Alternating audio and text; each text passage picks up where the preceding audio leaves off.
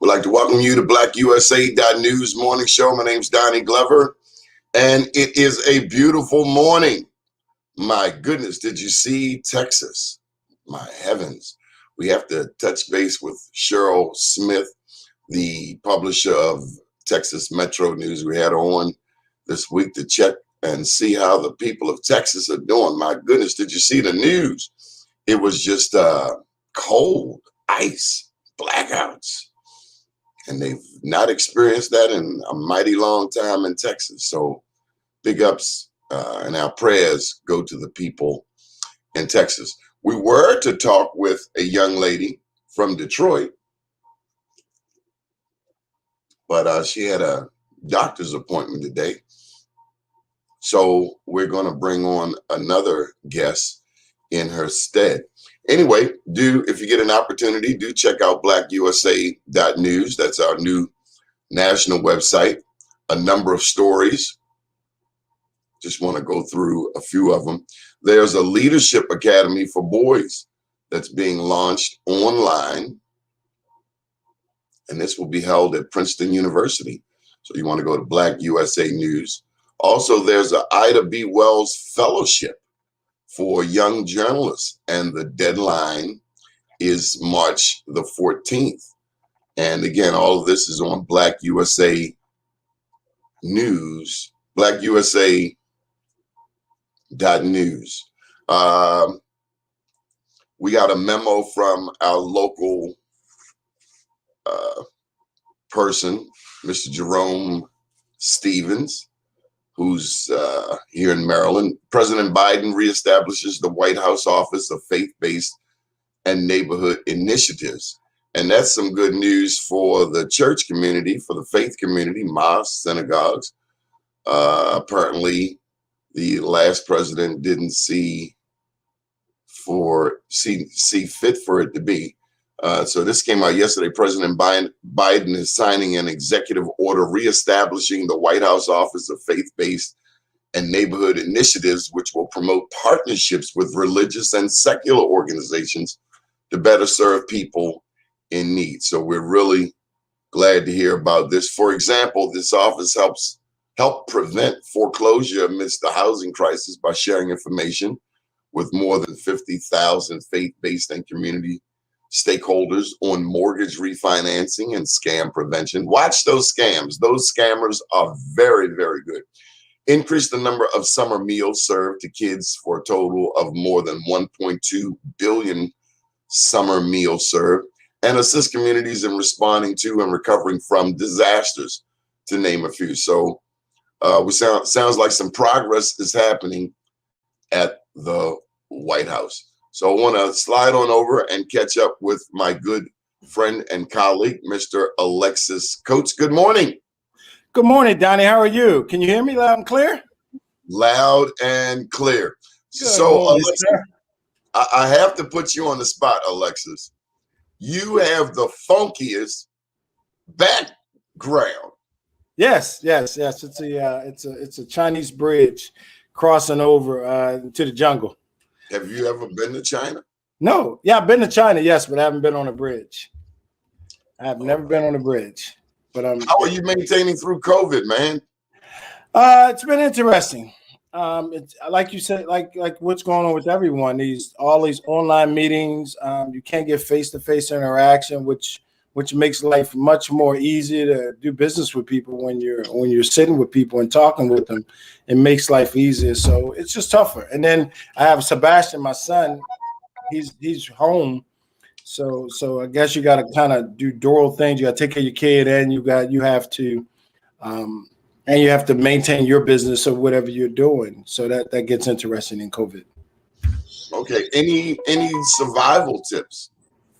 It's tons of survival tips that I could give in this COVID is that if you can now, you should join as many of these networking functions online as you can. Historically, as we used to do, Donnie, in the past, we go out to networking functions and we pass out our business cards. So you just have to pivot in your game now. Your game has to pivot, and you have to now just join these online communities where they're doing more of these panel functions online, so it makes life a little bit easier. But and you don't get that personal interaction. That's the only small takeaway from the network functions, is that you don't get that personal interaction. So I think the year was 2009, and I remember being harassed by this IT guy. He was well over 6 feet tall, and I kept getting these messages to sign up for Facebook. Yes. I took that advice from this guy who was very intimidating, but I have to tell you, Alexis, it was one of the best moves you ever told me to do. Oh yeah. Joining, I know with your audience, which you've always, over the last 20 years or so, you've always had this huge following. And I thought that you were doing yourself, I didn't think you were doing yourself as a good, I thought you were doing a disservice by not servicing the Facebook clientele. And I knew if you came to Facebook, as I see every day now, that with BlackUSA.News, now you're hitting people all over the world. I see you getting all the top guests on your shows, and you're flourishing. And I think you should also now you should also piggyback this into also now to log into that Instagram world too, right? You want to get into that world too. It's a much younger generation, much more progressive generation, but I think you should consider getting into that world. And if can anyone do IGTV? Yes, I think some way with the product that you may be using here, I'm almost sure, I bet you can piggyback and add IG into this some sort of way, and now you can broadcast both on Facebook and on Instagram at the same time, because there's a huge audience out there, Donnie, that needs your suggestions, both on the political side, both on the business side. People really need to hear what's going on in the world, and you're giving all that information to them, and that's important that you give it to them. So for those who don't know, in the media world, Twitter is the go-to function. And good morning to Barbara and Levon. But in the world of media, journalists, influencers, decision makers have to have a Twitter account. Yep. But I think Facebook has 1/6 of the world's population. At least a billion people or something. Right. And so Facebook is owner of Instagram also. And it's a whole different demographic on that's showing up on Instagram, a younger generation that you should look at that world. That you're doing a tremendous thing. Right now you have the Facebook world. I see you picking up every day. But now I think you should look at the Instagram and share these out before you start. You share it out on Twitter as much as you can. It's extraordinary. If you share this out before, as the president used to do, Trump used to do, he share out his message.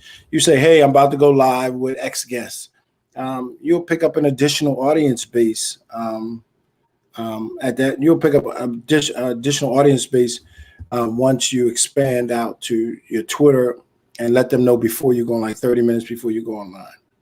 Okay. Well, I think you're doing a great thing though to help the Black community. It's extraordinary what you're doing here. Okay. But do you have a meeting to go to? We don't want to steal you. No. I'm good. I got time. Well, I got to ask you, Alexis. Now, you've told us about Facebook back in 2009. Now, 11 years later, we have Clubhouse.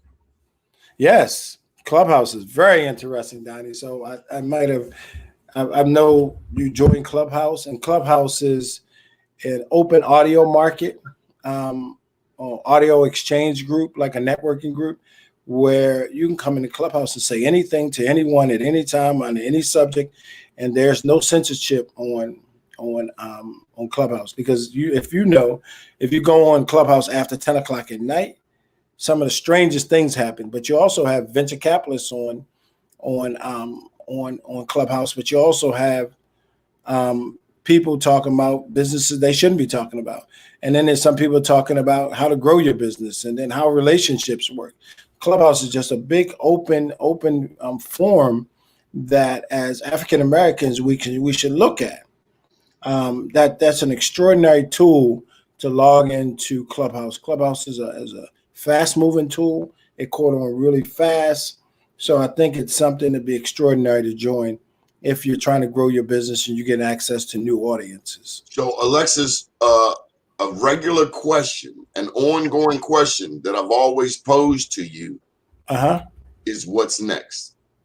Now follow me for a second. Facebook, Twitter, Instagram. We've talked about those. Now we're on Clubhouse. Yep. I see a pattern. I see where the next, I'm always asking you, what's around the corner? What's coming next? What's fascinating about Clubhouse is that it pulls in, it gives you two options. Okay. Clubhouse allows you to put two links in your profile. Yep. One to Twitter. One to Instagram. One to Instagram. That's a control factor there. I'm all ears. That's a control factor. That's a grave control factor that why don't you give me access to put a link to my website there? Right? Or why don't you give me access to put other things? I think there are other vehicles like my 10-year-old son Sebastian is on. They're on different platforms. Like now, so with kids, right? Kids are communicating through gaming consoles now. Like their whole world of communication is through a gaming console. So you're in Nintendo Switch, Xbox, all these other games. That's a whole community of communication is taking place in this world. And they're building things in these worlds, right? Minecraft, right? You're building these worlds in Minecraft, right? And it costs $30 to buy Minecraft if you want the full feature of it. But it's a whole world taking place inside of these new gaming worlds, right? The gaming world is, I think Facebook is for older audience. I think Instagram is the 20 to 35, then 35 to 40, you get to Facebook, and then you still got Twitter across the board. But I think gaming is for younger kids. These gamers, and it's older people that play games, but young kids communicate on a regular basis in school with their schoolmates, everyone. They do it on all these gaming consoles. And you have to watch with these gaming consoles because just like Clubhouse, gaming consoles have little or no filters on them. It's hard to watch a kid. You keep an eye on them, but it's hard you can put parental guidance on them, but kids are just cutting loose on these things, man. It's all so. What do you mean? They cursing. They got all this new slang language. They use different words. They use different phrases to do things. It's just the communication world is different, and they do now. The good thing about the gaming consoles is that kids get to communicate across the world with other kids. You get access to kids all over the world. Where historically we play when we were kids, we only played kids in our neighborhood, right? Within a 6-block radius. That's what we played with. That's what our world. Well, now the gaming console world is 600,000 miles radius. They get to reach everyone, right? You get to play games with everyone online. But then you lose that physical aspects where kids can't go out and play. They're spending too much time on gaming consoles. So sometimes you got to take the phone and the gaming devices away from your kids.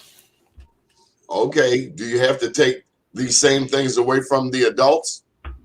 I think at some point, relationships now are starting to talk a lot about people spending more time on their phone when they're in a relationship than they are with their mate, right? They're in the bed with the phone. They wake up to the phone. Even I do. I wake up to the phone. I go to sleep with the phone next to my bed.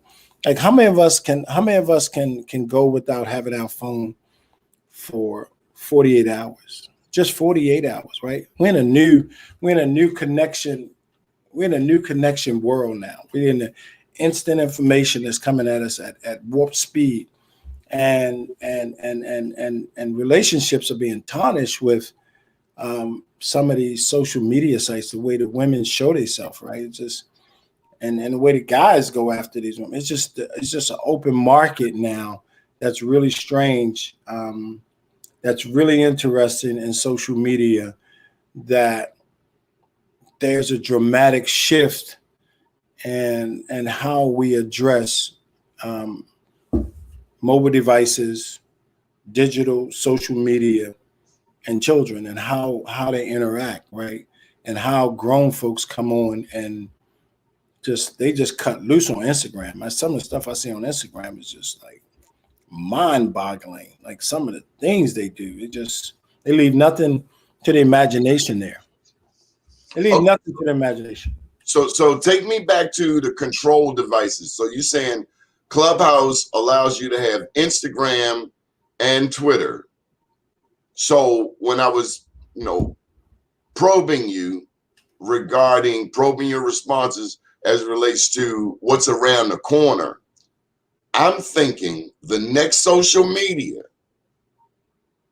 is going to further pull together the other social media. So I want to know right here on this show, I was going to call you and tell you,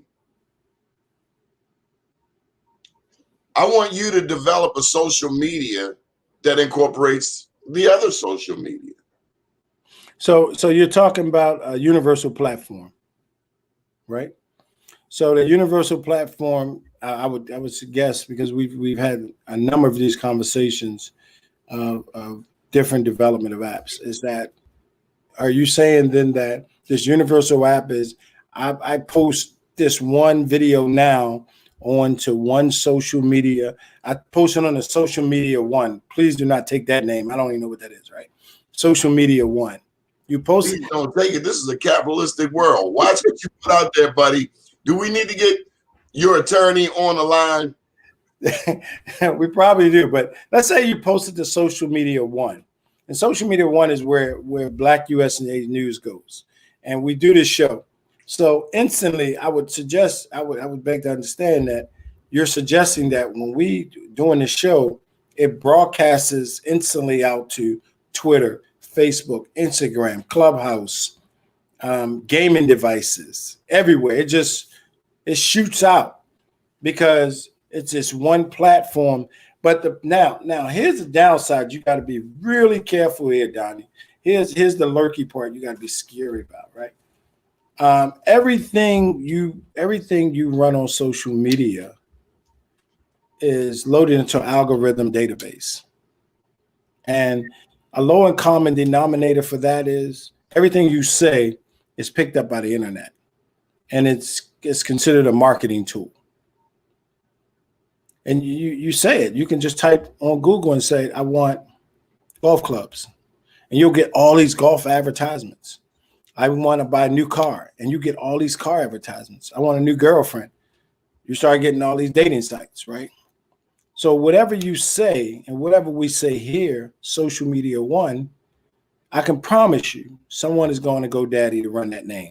Somebody's buying that domain name right now. I do it. I just thought of that right off the dome.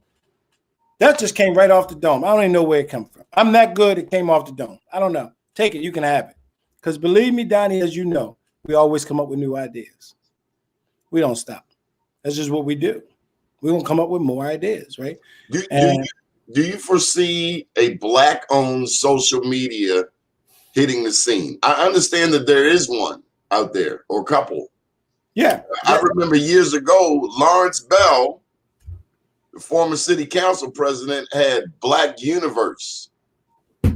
There are ones out there. I own one called 9lanes.com.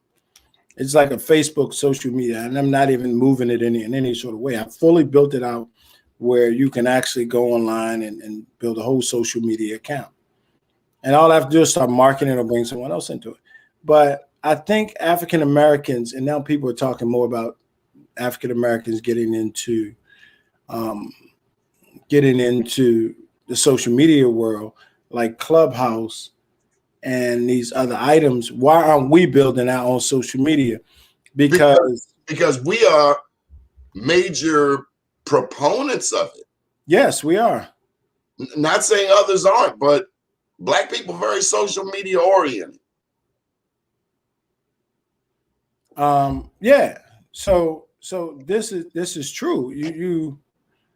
We're contributors of these products, but we're not owners of these products, right? We have to be owners of these products. Like we the have NFL. to create, like the NFL, right? So now you got Draymond Green. Did you see Draymond Green yesterday?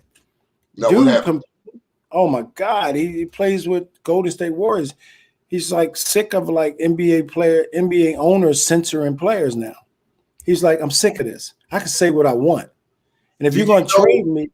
Do you know that Kurt Flood had a similar experience? He's the one who protested being traded without his permission. And he sued American baseball and won. That's where free agency comes from. The following year, the NFL came about. So this is a very similar situation. Yeah. So so he's saying now you're not going to just handle us. You're not going to handle us. It's just not going to happen.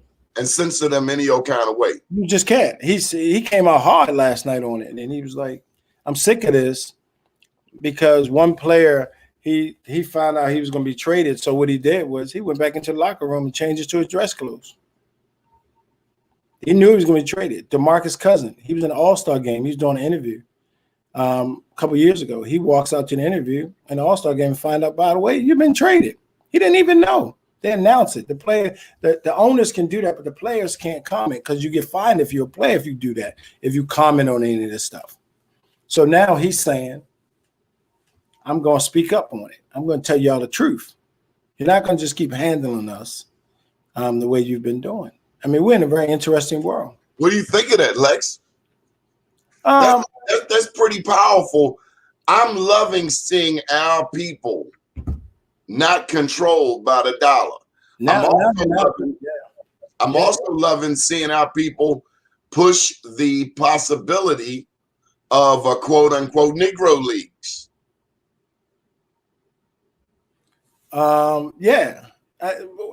We had economics. I'm concerned. Do we have economics to kick an NBA Negro league? No. I'm saying. So let's look at this. Let's really look at this, right? The NFL, NBA is supported by a large portion of blacks and whites. But what portion of revenue? I'm saying we could start one. I'm not telling you we can't. I'm 100% sure we can. But can we put up the same numbers the league is putting up? You're not going to put up the same numbers. BlackUSA.News is not going to put up the same numbers as a Be More News that's been around for 19, 20 years. Right. But you'll start to grow. And in 19, 20 years, then you can put up the same numbers they do, but you can't do it until you start. Is that what you're saying? Okay. Then that's a fair assessment. We should start our own league then. We should start our own news channel like you did with BlackUSA.News. Start our own social media. And we should get our fair share of contribution as everyone else is getting. People have created the game. So, and I have trouble pulling it up, but in New York, here in Baltimore, we had Little Willie Adams. Yes. Yep. I read that book. New York, they had a guy, his name escapes me, but who ran the numbers in New York. Frankie. No, that's not the name I'm looking for. Not Frank Lucas. No, I thought he was more in the illicit drug game, but yeah, I'd have to go and look it up. But bottom line is, we have created mega industry. Yep. Starting with the numbers. We were making money, and they came and took it from us. The government came, put the clamps on us. They made Little Willie A. You know, either you're gonna get locked up or you're gonna show us how to run the numbers. And let me piggyback on that. I like that point. So I like that point. So let me give you two other points. I'm glad you said this, Don. This is perfect. You're brilliant. So let's say this. So I looked at Royal Farms. I watch Royal Farms ads all up and down 83 and then other places where I go. And do you know Royal Farms is classifying themselves as the #1 seller of chicken boxes? I'm baffled. Like chicken, like no, you go get those in the neighborhood and they $5 and you get 5 pieces of chicken and fries. They put it in a new box. They put a label on and say, we're the #1 seller of chicken boxes. Good. That's one. That sounds crazy. They've corporatized chicken boxes. Next, a person walks up and down the city streets of Baltimore, St. Louis, Houston, Chicago, and they put their hand out and like, hey, can I get a ride? And the person gives them $5 for a ride or $3 for a ride. Uber flips it and says, guess what? Hacking or picking up people is actually a real business model. We're going to build an application. We're going to build an application so people that own a car can come on and people that want a car can just go to the app and select it. That's the same as standing on the corner. It ain't no difference. Keep going. I ain't finished. So my son, he owns a site called CDT Draw. He draws pictures. He sells them for $25. Great. He does make some money off of it. So I say, Sebastian, what you have to do at 10, what you have to do is you have the platform to sell. You have people can purchase, they go to your credit card. Everything is already set up. You've been selling. What you need to do is tell the little kids in your school, they draw pictures. You give them $2 for the picture and you sell it for $25. And you don't pay them until you sell their art. You don't print it until they sell it. At what point is he carrying any inventory? He say Amazon sells something. Amazon sells everybody's products. It's a software platform. But you know, they may be getting to some product later now. But the reality is, guess what? Historically, Amazon just go get this coffee cup, they go get this phone, they go get this mic, they go get these earphones, and they say, hey, can I sell those? They sell in the store for $150. They buy them from them for $25 and they sell them for $150. But they don't order them and they don't pay for them until you actually order them, Donnie. That's drop shipping. All these things are drop shipping models. All these are drop shipping models. So you just build a platform. You could be a hair salon. Here's some free information for the lady in the hair business. You build a salon website, salonbooking.com. And I don't even know if that exists. I just made that up off the fly again. You got some more free information. See what BlackUSA.News give you free information. Salon.com, and you can have the name. Go use it. I don't care who it is. You can take it. Salon.com tells all the salon owners to register here on this site, salon.com. And when you register on salon.com, when you go to register on salon.com, anybody who want to get their hair cut, the woman want to get her hair done, they go to salon.com, and guess what? The hair person charges $100 to do the girl's hair. The girl says she's going to pay $100. Salon.com keeps $10 off every transaction. What does salon.com own? Nothing. They just build a platform. They're Amazon. They're already Amazon, right? They're already Royal Farms. They're already CD Draw. They're already these products that we own. Now, the only people I know deep down inside that really build something today that I can really talk about is two companies. Tesla, Elon Musk is no joke. That guy is the real deal. He builds electric batteries for cars. Now, he allows you to use it for your house, he uses it for your car. Elon Musk is the real deal. Larry Ellison from Oracle Corporation. They build real data transmission that drives all these engines. these social media engines, these data engines, these things to run Home Depot. Those are important. But anyone can go build a platform. Black, white, no matter who you are. You build a platform. If you can go out and recruit salons to come on and sign on, if you can convince the salon to sign on and you market it, and that gives me a less headache. Right now, I don't need to go get a shave on my head. I don't know where I want to go to barber. I just want to go to salon.com. Where can I get it? It's $8 here. $8, book it, pay it, show up, get my hair cut, boom, boom, game's over.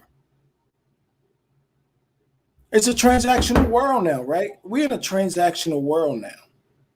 And the very essence of the things that the African-American community do with the chicken box and giving people rides is now a huge, gigantic, trillion-dollar, multi-billion-dollar industry now.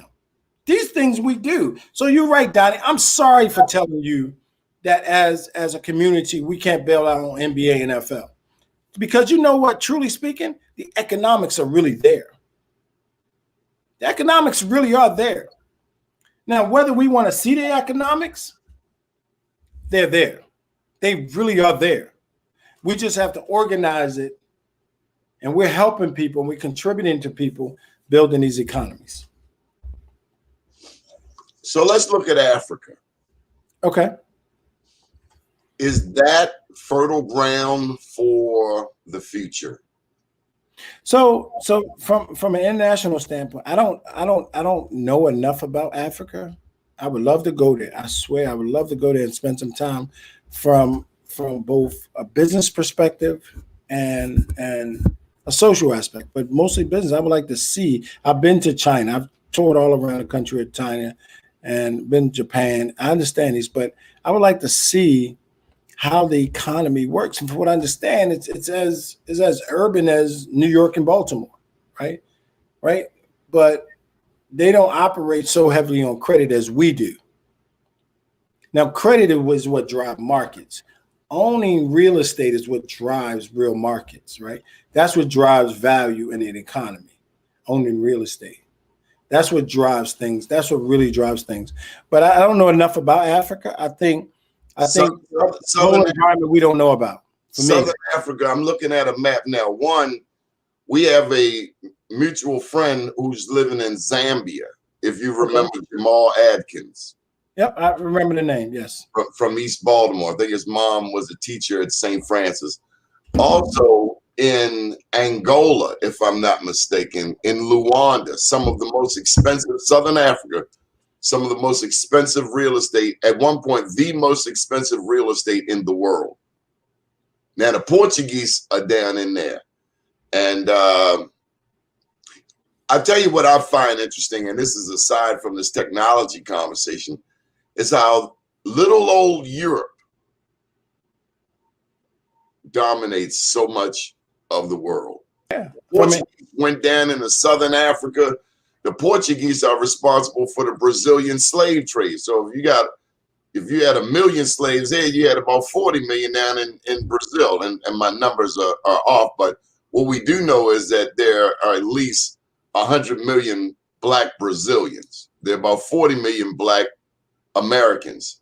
So it's just amazing. And again, this is just an aside, how little old Portugal has exploited, capitalized, colonialized African resources and African people.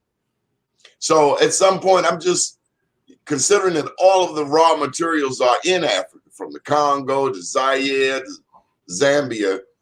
We just have to get a better grasp on it, build some economic cooperation. But also what I found is that, like Botswana, which is just above South Africa, they have some of the largest diamond reserves in the world. But the challenge is, do they know how to refine the diamonds? You can have whatever. Nigeria, they got oil, but can they refine the oil? Yes. Yep. That's important. Really the key, because native Not Nigeria. only can you refine the oil, but with the real estate, can you truly document the real estate to create the value there, right? That's where the value is created. See, that's what the European powers have done. They've gone and they've stuck the fangs in the neck. They know how to get it. We need to know how to do this ourselves. Yep. Without outside intervention. I agree 100%. Okay. So from a political standpoint, I watched Joe Biden last night also. And now they're starting to address race as best they can. They're much more open about race now. And I'm curious to know if they're going to move the ball with race. I'm just always curious about it. Trump is coming in 4 years. Does that leave you uneasy?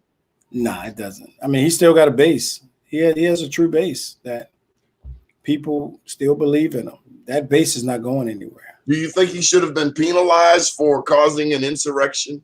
I think he should have, yes. Do you think it will come?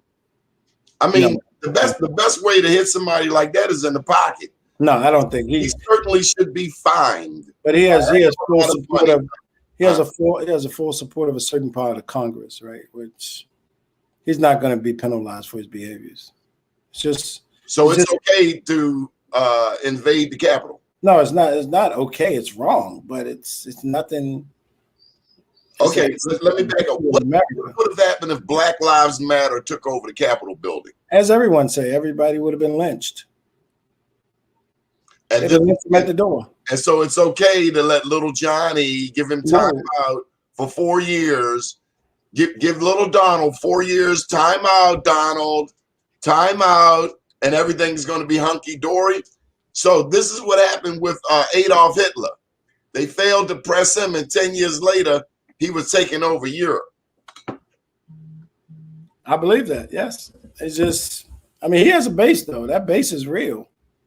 How does it feel living in a country where half of the people will do anything to kill you? It forces us as African Americans to adjust. I have to adjust. I mean, our skin color infuriates people. That's it. Not our intelligence. It's our skin color infuriates people. What kind of world will Sebastian inherit? Hopefully the transactional world in the next 15, 20 years, 30 years, hopefully they don't bring these racial barriers with them that older people have, right? Hopefully they can transition into a more diverse world. Hopefully, I don't know. I'm hoping that he has a diverse group of friends, and I'm hoping that line could get crossed, that we're not operating where you as a Black person walk into a store and you get followed. I mean, it's hopefully the world can transition, but I think we're a long way from that. Baltimore City Public Schools, Alexis, I remember a few years back, you were doing some work for Baltimore City Public Schools in terms of getting all of our young people some type of tablet. Yep. What's your assessment of where we are? And I'm not picking on Baltimore City Public Schools, but where are we as a society when it comes to online learning, distance learning, for our young people? So I think distance learning is tough for kids, right? I think that social aspect is really needed for children to function in school. I think it's needed. It's really needed to interact with both the teacher and other students. I think it creates a growth for that child, right? And not having it is important. And I think Joe Biden mentioned this last night. They're doing everything in their power to get kids back in school because there's a social component that's missing. I think Sebastian is still learning, and we got supplemental help for him. And not everybody can get supplemental help, but if you can get supplemental help, I think he's missing a social aspect of the 6th grade that he's in. That I think they're doing the best they can with the technology that they have. But now I really see that social component is important at this point. It's majorly important. Like some of these private schools are going back. He goes to a Baltimore City school, a nice Baltimore City school, but I think he needs a social component. And I look forward to when he can get back, play with his friends, and they switch games. But this could be the new normal. I mean, I understand we're wearing I masks, would, I would pray that this. I would pray for children. This is not the new normal. but we are going to be wearing masks at least until next year, correct? Yeah. I believe we'll be wearing masks. I think that's important. We will. Are you comfortable sending your child to school right now? 100%. Yes. You are okay with it? Yep, I am. Yep. I don't know. I mean, I would have to coordinate with his moms, but in the same token, it's I think he needs that social component to it. Do I think he needs a shot? He may need to get the shot. But in the same token, I think he should. I think that social component makes him a better person. Makes all these kids better children. Okay, so let me just hit you straight in the face. Are you taking the vaccine? So that's okay. Stop. I know you well, Alexis. You cannot convince me of anything at this point. Right. I'm going to be honest with you. Now I'm going to tell you the story honestly. So, of 5 people I know, someone offered to say, can we go get the shot? And I said, sure, I'll try it. The deeper I got into it, because of my own personal thing, like I don't have any health issues or anything, I'm like, nah, I think I'll wait on that. I'll hold off on that. Everybody else, other 4 people got the shot. I didn't get it. I feel like I want to wait for some reason. Do I think Sebastian should get it? Yeah. Do I think I should get it? Maybe at some point. I talked to a healthcare person. We had Dr. Zolikoff, and you were tuned in. Dr. Zolikoff. Yeah, I know Dr. Zolikoff very well, and I respect and I believe whatever he tells me. I believe whatever he tells me. I believe. I got a lot of confidence in him. I've got mostly, there's 99.9, but I got another doctor friend that said, no, wait. And he's a physician. Dr. Zolikoff said, wait. No. My other friend. So one friend, Dr. Zolikoff, said, take it. My other buddy said, no, he's with you. Wait. So now I think I've talked to an infectious disease person who really, I've talked to some other people that they sort of smart enough to be dangerous, but they read some newspaper, it don't matter. This person actually works on vaccines, both for HIV and a whole bunch of other vaccines. They know what they're doing. They know the business. And I had a conversation with him yesterday for about an hour, a young lady. She knows what she's talking about. She speaks in real methodical medical terms. She said, Alexis, let me explain this to you. The first one is just, it combats it, puts it in your system. Second one is going to hurt. You might feel the symptoms for one day, then it'll go away. But I think most people should get it, because what happens is it don't stop you from catching the vaccine. What it does is it lessens the effect of pain, where you won't be on a ventilator. You won't have terrible results from having the virus. She says it just lessens. It takes away the terrible stuff of it, I would guess. So for right now, based on these historical studies with Black people years and years ago, I want to be a little more patient with it. I want to wait it out. I'm glad you mentioned that. Now, you remember Gomer Pyle? Yeah, I remember Gomer Pyle. Fool me once. Don't show our age. Don't do that. Yeah. I'm telling you. He said, fool me once, shame on you. Fool me twice, shame on me. Yes. This is what I do not like. I do not like people trying to think for me. This country has a long history. This is Black History Month. This country has a long history of lying, stealing, killing, experimenting on Black people. They are the last ones to tell Black people anything. Tuskegee experiment, the North Carolina sterilizations, Dr. Henrietta Lacks, and God knows what else. Agent Orange in Vietnam. They have no credit. Do you watch Judge Judy? Yes, I do. Judge Judy, how many times does she give you a chance to lie? You get one time.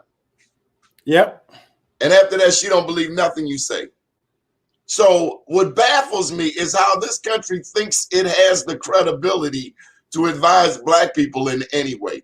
They could put Martin Luther King up there, W.E.B. Du Bois. Now, Harriet Tubman, I would tend to believe, but there's nobody they can put on television that I would believe.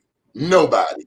They could put Jay-Z, Beyonce, Jesse Jackson, and Obama to zero credibility on telling me about this country's treatment of black people. They have no credibility. They lied, and they continue to lie. Yep. That's where I stand. That's like a cheating spouse. Oh, I ain't gonna do it no more. Okay. She said, okay. I'll be waiting on that one. You said, okay. So hopefully I can also talk a little bit about, glad you brought me on, is about, I've been doing some coaching, some Alexis Coach business coaching. And you see my name, AlexisCoach.com. Shameless plug. I'm sorry. You accused me of that the last time. You accused me of shameless self-promotion. Okay. You know what?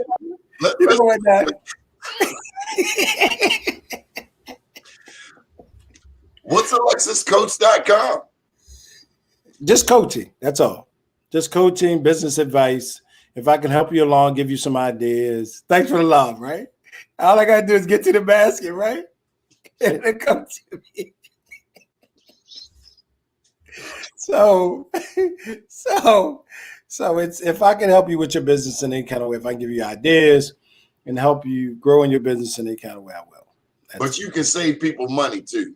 I can help you save money. I can give you some technology ideas. I can give you some of my experience. I can reach back to my friends like Donnie, my lawyer friends, Granville, different people. I can talk to business people.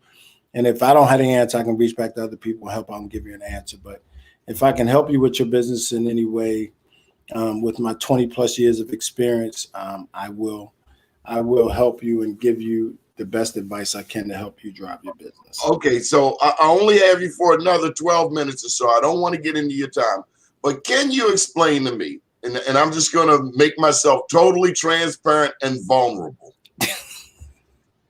Okay. Shark Tank. You ever watch Shark Tank? Yes, 100 times, yes. What is the gist of getting an investor to invest in a person's, to invest in one's business? What is the gist? What are they trying to teach? That's a great question. So for instance, for BlackUSA.News, let's say you're reaching right now, let's say you reach 50,000 people, right? And let's say your reach is mostly East Coast, Atlanta, Fort Lauderdale, Boston. You got a good reach. You touch in Chicago. You may swipe around and play a little bit around Alabama. Okay. You got to reach, Donnie. But now you want to reach globally, and you want a global market. You want to go from 50,000 to a 3-year goal of, you want to have it upwards of 3 million registered users to come to BlackUSA.News.com. That's a goal. That's the end goal, right? So you start with the end goal in mind, right? And you want to get to 3 million. 3 million is a global reach in Australia, Africa. You really want to conquer Africa, right? You're big on Africa. You're big on Africa. You're big on China. You're big in Canada. You want to go to Mexico. You want to go to South America, Brazil. You want to go to a place you want to really grow. So right now, let's say you got post revenue of, you're doing, say, $100,000 a year or $1 million a year. Your business is doing $1 million a year. You want to grow your business to 3 million customers, and you want to drive your revenue up to about 10 million a year. So in order to get there, to grow your business both strategically from a management standpoint, I can recommend a book too. Not my book. It's just an excellent read, right?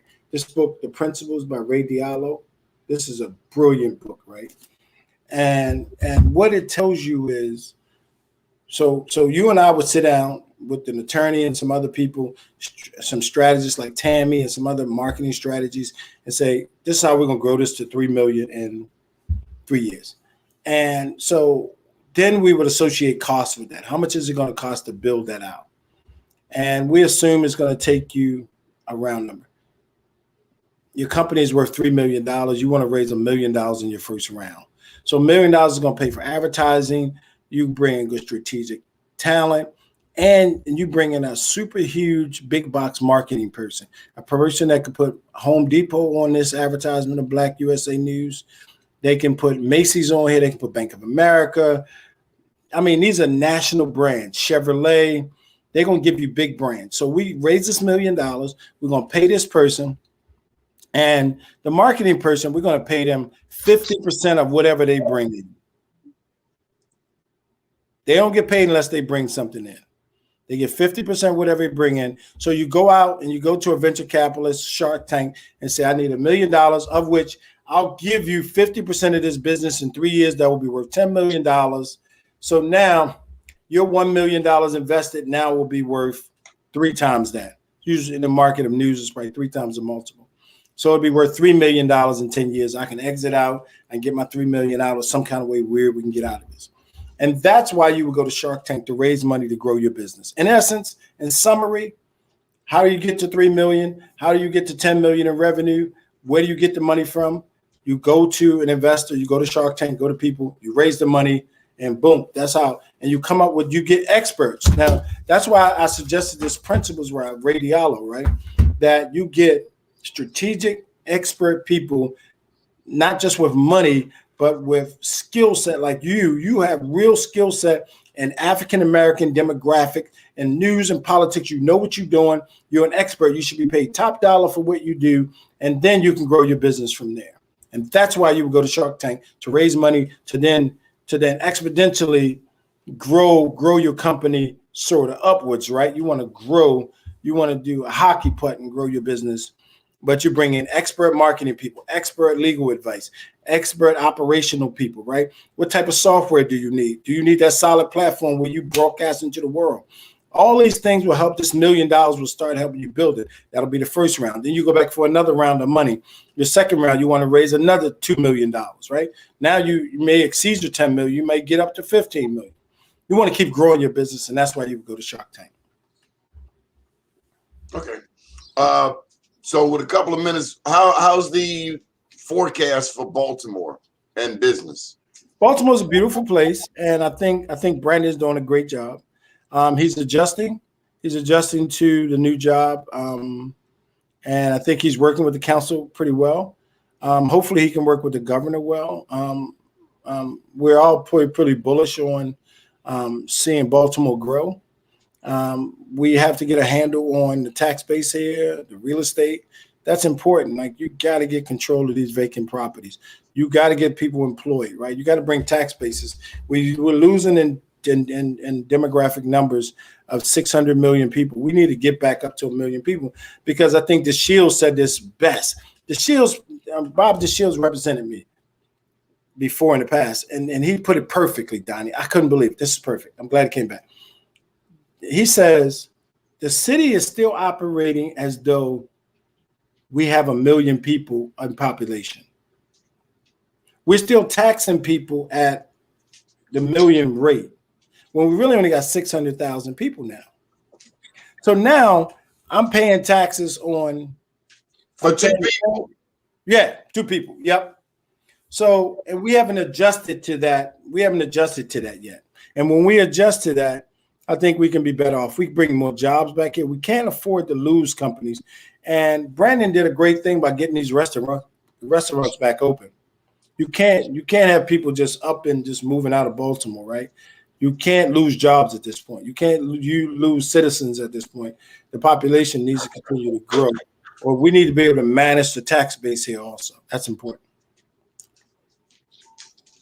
And Baltimore's a good place. Baltimore's a beautiful place, good real estate. If we can get control of the tax base and the real estate, I think from a development standpoint, I think we can do well. But we got to get our hand and stop taxing at a rate of 1 million people when we only got 600,000.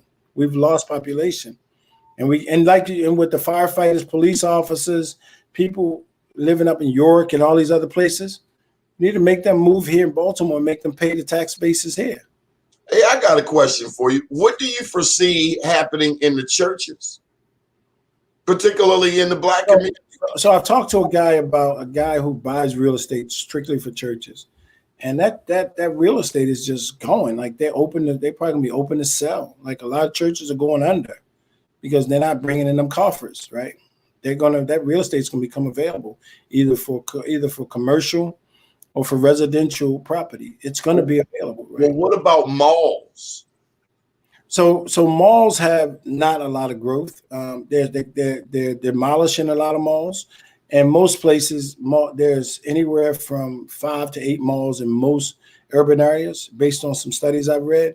And in the next 5 to 10 years, most places are only going to have 2 to 4 malls, because now they're going to go to sort of these outside malls and shopping center areas where you're not going inside of a building and walking around. Malls are going to go away. They're going to turn into like commercial and mixed use product, which is residential and some commercial involved. But they're going to go away. What about Harbor Place? What do you foresee happening with the? I thought it was a bid out for Harbor Place for renovation. They're going to renovate and revitalize the harbor and improve it. I thought it was an RFP out to redo the Harbor Place, and they're trying to give it a new face. It needs a new face. It's kind of old, and it's time to clean it up and give it a sweet, sexy look now. Okay, the maglev train. I'm putting this all in the last couple of minutes. DC to Baltimore, maglev speed, warp speed. Do you see that happening?